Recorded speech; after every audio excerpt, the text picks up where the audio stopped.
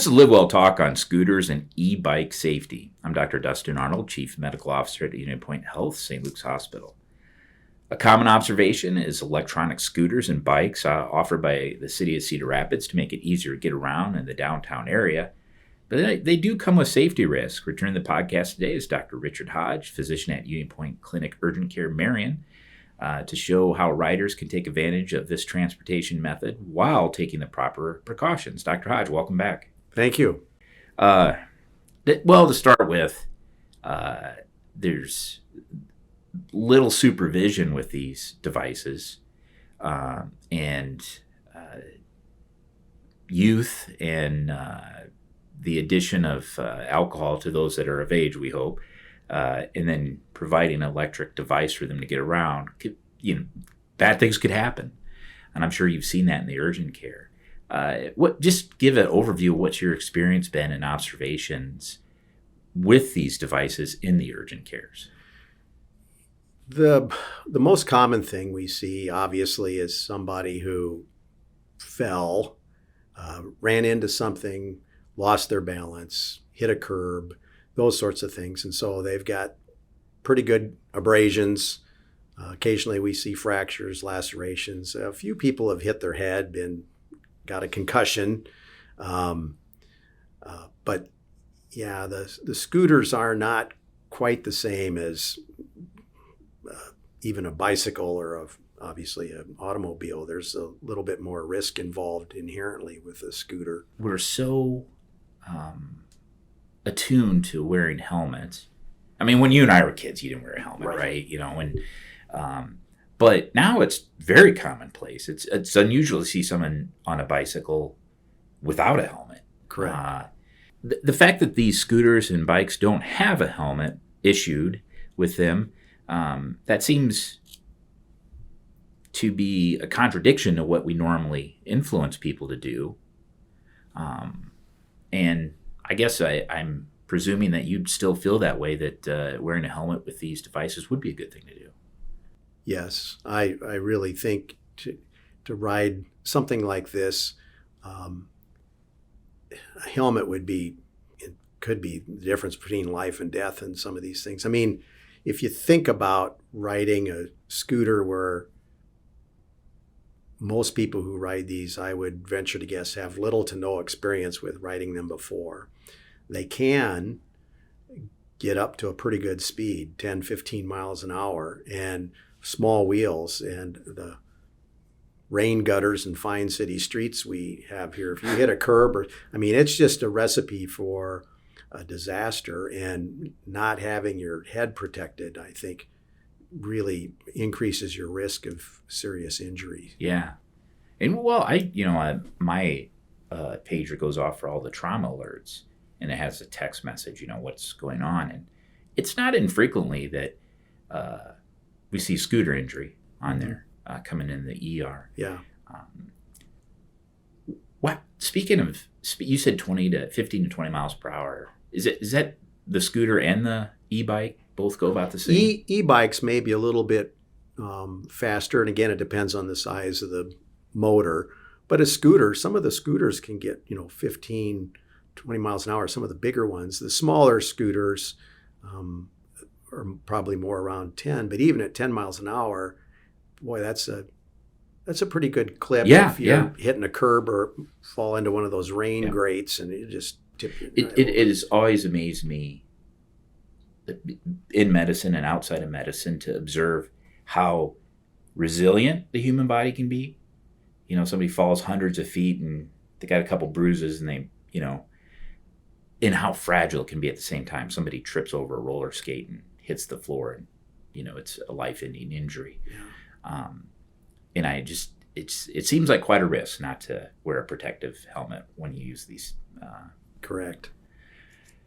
But they're not gonna. So let's talk about when they should go to the urgent care with an injury as opposed to the emergency room. Urgent care would be, you've been out riding a scooter, you fell off, you scraped yourself, or you have a laceration, nothing major, maybe sprained a finger, you're worried your wrist is sore, did I break my wrist, twisted an ankle. urgent care is the place to go. Obviously, if it's anything more than that, or you hit your head and you got knocked out, then you probably need to be seen at the ER. Or if you fell and you can't stand up because you broke your tibia, then the ER is emergency room. It's pretty simple advice, isn't it? Yeah, although you'd be surprised. Really? Some folks show up the next day when they're sober, and yeah, you've got a more significant injury than you thought you did when you went to bed. So, I mean, do you see a lot of these injuries? Obviously season dependent, but spring and summer, they're frequent flyers. Yeah. One thing about urgent care that I want to ask you, people ask you, oh, I bet New Year's Eve is the most traumas, etc. And I always say, no, it's actually the first nice Saturday. Mm-hmm. People get out. So, what's been your experience with the first nice Saturday? Yeah, I think in the spring. In the spring, absolutely. The first time the weather starts getting nice, then the injuries start showing up that you would expect. Bicycle accidents, scooter accidents, right? Skateboard accidents, that sort of thing. Those definitely increase when the weather gets nice and everybody is back on the learning curve to remember how to ride bicycles and scooters and skateboards. Now, I don't know this well enough, but these scooters, they are seasonal, I imagine. And also, are they restricted in use like during inclement weather, like tornado warning, et cetera? Or tornado watch? I don't know if there's any specific rules in that regard. I know, at least for the City of Cedar Rapids, you're not supposed to ride them on the sidewalks downtown. I think, obviously, if the weather is not looking good, I don't know that I would hop on a scooter or my bicycle for that matter. Right. It just... Particularly the old driver's ed multiple choice question, when is it the slickest? The first 30 minutes after it starts raining. Yeah. I remember that because I got it wrong. So in summary, with the scooters, injuries happen. Wear a helmet if you can. Yes. And if you have a significant injury, probably to the emergency room. Correct. Where particularly head injury, right. I think. And then minor injuries can be taken care of in the urgent cares with our staff there. Well, these devices are downtown, and post flood of 2008, our downtown the nightlife is there. It's really changed dramatically in that since that time. What's the thinking regarding consuming alcohol and climbing on a scooter?